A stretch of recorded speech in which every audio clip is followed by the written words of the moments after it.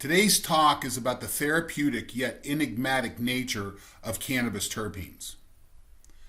When we look at the term enigmatic, we see that it's defined as difficult to interpret or understand, or sometimes mysterious. In today's presentation, our objectives are to identify the terpene content of cannabis. We're going to discuss the nature of terpenes in different cannabis strains. We're going to discuss the therapeutic nature of terpenes. And we'll finish with, so what does this really mean? So terpenes are responsible for the signature odor of different cannabis strains. But they really do so much more. If we take a look at Leafly and look at a definition of terpenes, what we find is that these are the aromatic oils that color the different cannabis varieties' distinctive flavors, like citrus, mint, or pine. Terpenes play a key role in differentiating the effects of various cannabis strains. Some terpenes may promote relaxation, stress relief, while others potentially promote focus and acuity. When we start to take a look at this, we're going to depend a lot on the work of a researcher by the name of Dr. Russo. And Dr. Russo's paper, Taming THC, starts to frame the context of the discussion.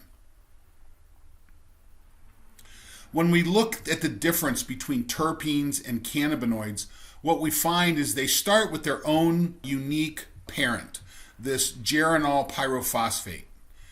Then, depending on the enzymatic exposure of that molecule, this will grow into the delta-9 tetrahydrocannabinolic acid, or cannabinoic acid, CBD, CBC, or even the CBVs and CBCs. But we also see when that molecule is exposed to limonene synthase, we start to see the formation of individual terpenes and terpenoids. Now, cannabis until now has been referred to by strain names that are broken into classifications that are either considered sativa or indica. Sativa and indica tend to describe not just how the plant grows, but what the effects are you should expect from those plants.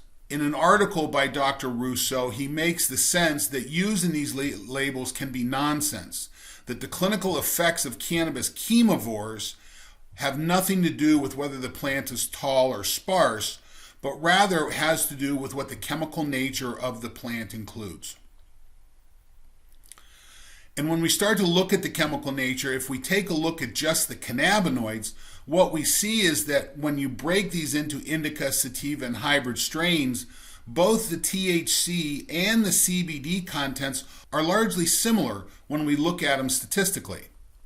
This has led Leafly to create a whole new method of classifying strains online, starting to look at what the terpene content is. Now we're going to do a little deeper dive into the terpene analysis, and what you're looking at here is a sheet of values that come from about 100 different strains of cannabis, 20 different terpenes within those strains. When we look at these strains, you're going to recognize many of the names. The dreams, the pineapples, the catatonic, the diesels, the cushes, the harlequin ACDCs, and you'll see that we have a large representation of different strains in this list. We also do an analysis of about the top 20 terpenes in this list. When we look at this list of terpenes, you take a look at a lot that you probably already recognize. I want you to take a minute and look at this list and think to yourself, are there terpenes here that I think I know what the response is going to be when I consume them? When we take a look at the number of terpenes in each of the strains, what we see is that on one end of the continuum, the mindful kush has about 11 of the terpenes, but the sour tangy has 19, has 8 more terpenes in its analysis. Now, when we take a look at the sour tangy breakdown, and again, this is from Leafly, what we're seeing is that this is a myrcene dominant strain. But when we take a look up at the reviews, this strain is largely energizing.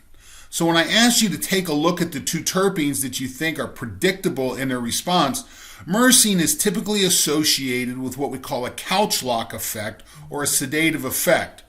But in this case, we're seeing where myrcene has an energizing impact. When we take a look at these terpenes and at a weight level, what we see is that the terpenes come in at an average of about 5.6 milligrams per gram dry weight product. And that first standard deviation of error brings it up to about 8.5 milligrams. What you see is a largely clustered group of products with only a couple outliers. Now, when we start to take a look at the size of the terpene load in each of the strains, one of the first things you'll notice is the greatest terpene measured in this group was this myrcene measurement out of the wedding cake. And when we look for the smallest measurement, we find that in the eucalyptal column, and that comes in at the smallest measurement on the board at about 1/1000th. Now, it's important to note, we have 1/1000th in this measurement. We had 19 milligrams. That's 20,000 units different. When we look within the strain, we see the alpha terpenine having a 0.73 milligrams per gram dry weight compared to the 19.5 for the myrcene. That's about 270 times smaller than the myrcene measurement. When we take a visual look at the actual size of the terpenes, and again, this is milligrams per gram weight, and we look at it graphically, what we see is the average measurement in that table is about 1.12 milligrams per gram dry weight, with a standard deviation which brings the first standard deviation of error up to almost 3 milligrams per gram dry weight. Now, visually, when you look at this, you start to see a lot more outliers in this when we're looking at the individual terpenes as they relate to each other. And when we take a look at all those red dots, these are going to start to tell us something. So in that table, there are 1,260 measurements. So we were able to detect terpenes at a rate greater than 1/1000th of a milligram per gram dry weight. So I took those 1,260 measurements and I conditionally formatted them to show the top 10%. So what you see in green here are the top 126 terpene weights. If we look at what those terpenes are, we see myrcene is the dominant one there. We see beta-caryophyllene, limonene, and alpha-pinene also contributing to this. We also see ocimene and terpenylene in that list, but we're going to keep our discussion now to about the top 5 terpenes in the list. So let's go explore the therapeutic value or the medicinal properties that come with cannabis, and in this case we're looking at hops terpenes as well. This list in this paper is roughly similar to the same terpenes that we have in our analysis. And when we start to take a look at them, myrcene is the most common and plentiful terpene in cannabis. Now, terpene is typically thought to be a relaxing or a sedative terpene. But when we look at the literature, what we found is that there's only weak support for this to date. And what we found that in mice that had barbiturate-induced sleeping time, that the presence of myrcene actually increased that, but it had to be at a fairly high rate.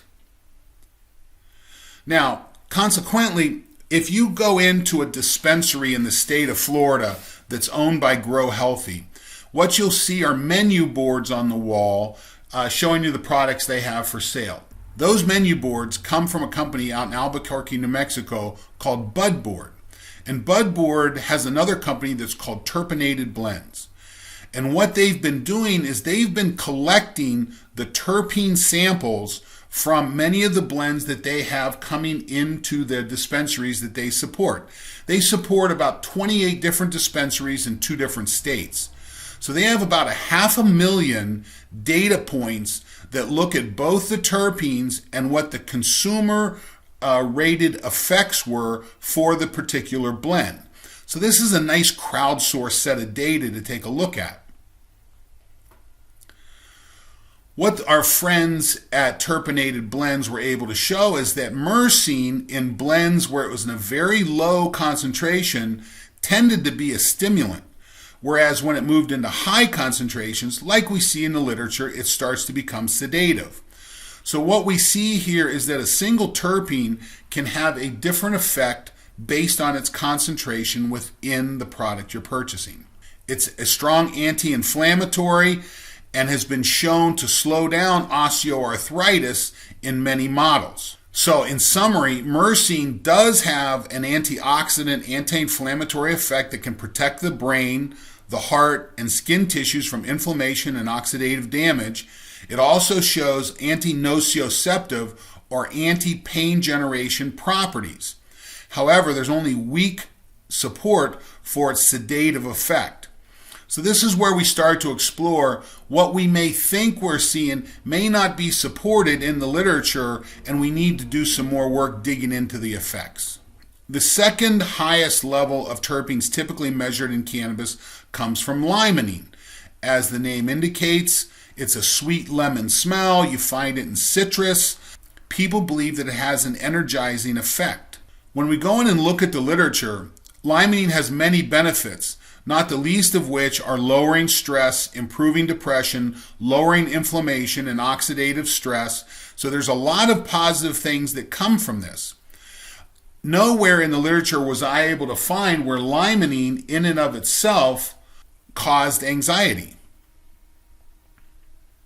Now, when we look at linalool, which is a terpene that's typically found in lavender, what we start to see is that there are some more predictable effects that come with linalool. We see that there's growing evidence to suggest that lavender essential oil, which is linalool dominant, is effective medicine in the treatment of several neurological disorders. Studies conducted on animals and humans have suggested that linalool, mood stabilizing, sedative, analgesic, and anticonvulsive, anti-inflammatory, anti-tumor, antibacterial, and neuroprotective properties. So this is a terpene that's starting to perform about like what we expect. Now, when we go take a look at what happens when these are combined, and again, we're going back to the information from our friends at Terpenated Blends and Bud Board, you'll see that people claim that limonene dominant strains tend to cause anxiety, where linalool related strains tend to cause relaxation. But when they're combined together, we actually see a dramatic increase in the relaxation experienced from that particular blend. So what we learned from this is two terpenes working together may actually amplify the effect that people are experiencing. Pinene is a scent that you probably recognize. If you haven't had a chance to walk through a pine forest, you certainly smell it when you walk down the cleaning aisle of a grocery store.